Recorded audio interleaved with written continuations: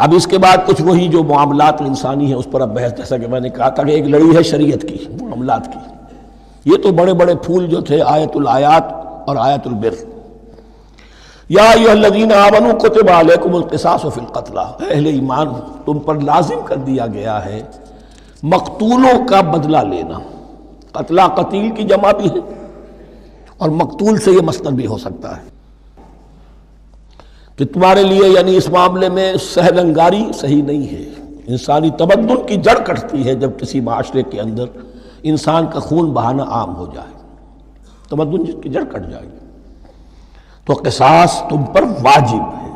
یا ایھا الذین آمنوا کتب علیکم القصاص فی القتلی الحر بالحر والعبد بالعبد والانثى بالانثى. ایک آزاد کی جگہ آزاد ہی قتل کیا جائے گا. آزاد نے قتل کیا ہے تو ظاہر بات ہے وہ آزاد ہی اس کی جگہ قتل ہوگا. یہ نہیں وہ کہے میرا غلام لے جاؤ، میرے 2 غلام لے لو، نہیں. والعبد بالعبد، اور عبد کی جگہ عبد ہی ہوگا. جس نے قتل کیا وہی قتل کیا جائے گا. والانثى بالانثى، اور اگر قتل کرنے والی عورت ہے تو وہ عورت ہی قتل ہوگی. اس میں چونکہ وہاں بہت سے رواج مختلف تھے، بہت سے معیار بھی مختلف تھے. اگر اوسی خزرجی کو قتل کر دے تو 1/3 خون بہا، 3 گنا خون بہا، اور خزرجی اوسی کو قتل کرے تو 1/3 خون بہا. یہ ان کا قانون تھا. اسی طرح یہ کہ آزاد میں اور غلام میں فرق تھا. لیکن ہماری شریعت میں اگرچہ یہ طویل بڑا مضمون ہے اور اس میں کافی فقہا کے اقوال ہیں مختلف، لیکن امام ابو حنیفہ رحمۃ اللہ علیہ کا قول یہی ہے کہ تمام مسلمان آپس میں کفو ہیں، برابر ہیں. لہذا یہاں کوئی فرق نہیں کیا جائے گا قتل کے مقدمات میں. فمن عفی لہ من اخیہ شیء فاتباع بالمعروف واداء الیہ باحسان.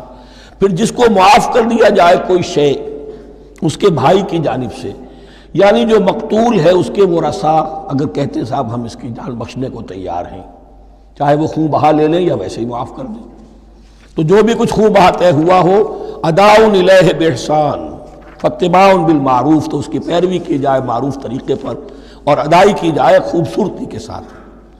ذالک تخفیف من ربکم ورحمہ، یہ تمہارے رب کی طرف سے تخفیف ہے، آسانی کی ہے اور رحمت ہے. اور اس کی رحمت ہونا بہت واضح ہے. اگر یہ شکل نہ ہو تو پھر قتل در قتل کا سلسلہ جو ہے وہ جاری رہتا ہے. لیکن اگر یہ ہو گیا کہ قاتل کو لا کے سامنے کھڑا کر دیا، لو بھائی اب تمہارے ہاتھ میں اس کی جان ہے، چاہو تو یہ قتل کر دیا جائے گا، چاہو احسان کرنا چاہو بخشنا چاہو ویسے ہی بخش دو، چاہو تو خون بہا لے لو. اس سے کیا ہوگا کہ وہ دشمنیوں کا جو دائرہ ہے وہ پھر سمٹ جاتا ہے، بڑھتا نہیں. اس میں بڑی رحمت ہے اللہ کی طرف سے. قانون جو ہے اسلام میں قتل کا، اس میں مدعی ریاست نہیں ہوتی. آج کل ہمارے ہاں غلطی یہ ہے، مدعی ریاست بن جاتی ہے. یہ مدعی ہوتا ہے یہاں پر جو بھی مقتول کے ورثاء ہیں، اور کسی کو صدر کو کیا صدر کے باپ کو بھی اختیار نہیں ہے کہ کسی قاتل کو معاف کر دے. قاتل کو معاف کرنے کا جو اختیار ہے وہ صرف مقتول کے ورثاء کو ہے، کوئی صدر نہیں کر سکتا. ہمارے دستور میں ہے، پوری شرع پوری ایک شق موجود ہے.